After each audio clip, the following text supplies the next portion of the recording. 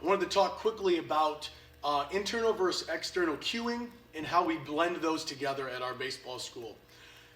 Internal cueing really is your feel, or doing a drill and trying to get a specific thing. For example, if we have a player that has drops that barrel, dips that barrel, dumps the barrel there, we may tell that player, you know, we're going to work on getting flatter to the ball, or we may do some things to get them to feel the opposite of this. And that's really what you're doing when you internally cue an athlete. You're trying to get them to change something mechanically by almost doing the opposite to start, and then kind of smoothing that out and blending that physical move kind of in the middle. So if that player is really coming this way, you know, we might work on high balls and we might work on getting to this place, and then eventually, hopefully, we get them flattened out somewhere in the middle where they don't have that giant mechanical flaw.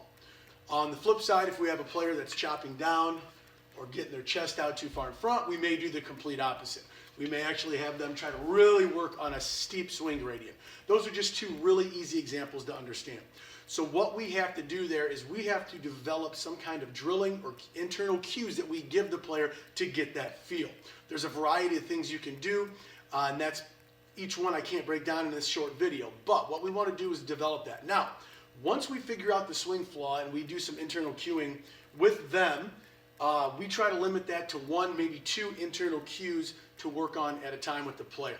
Anything more than that, and they can't do. Most of the athletes we have do not have the coordination to work on more than that, or the focus or mental capacity to do that. So as a coach, it's very important that we keep that to one, maybe two internal cues depending on the age of the athlete.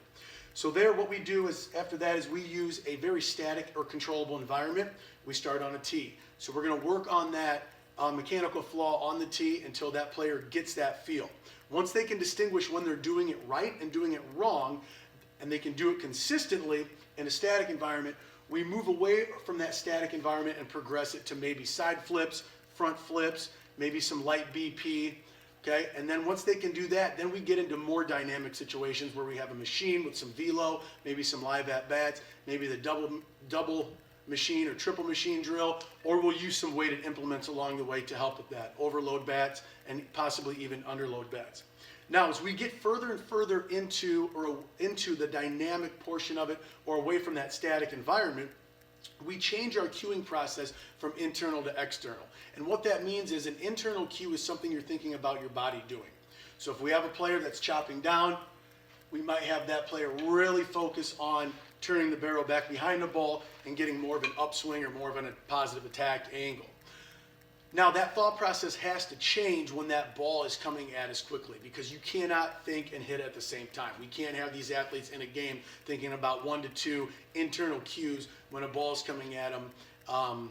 You know, whether it's a moderate pace for their age level or it's fast, they can't think about that. They've got to be able to see the ball and react. So as coaches, as trainers, as athletes, we need to learn how to transition or blend internal cueing to external cueing.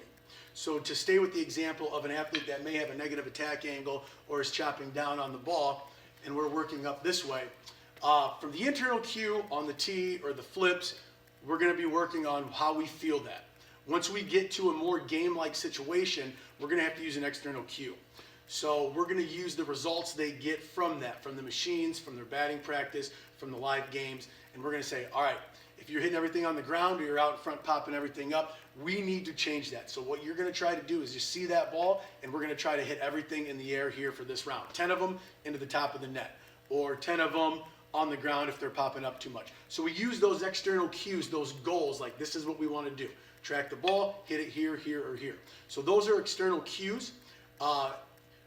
Once you find out that player's swing flaw, that's what you want to do. You want to try to work from a static environment with internal cueing, try to blend it slowly into external cueing so the athlete learns how to compete at the right level and they're not thinking about those internal cues during the game.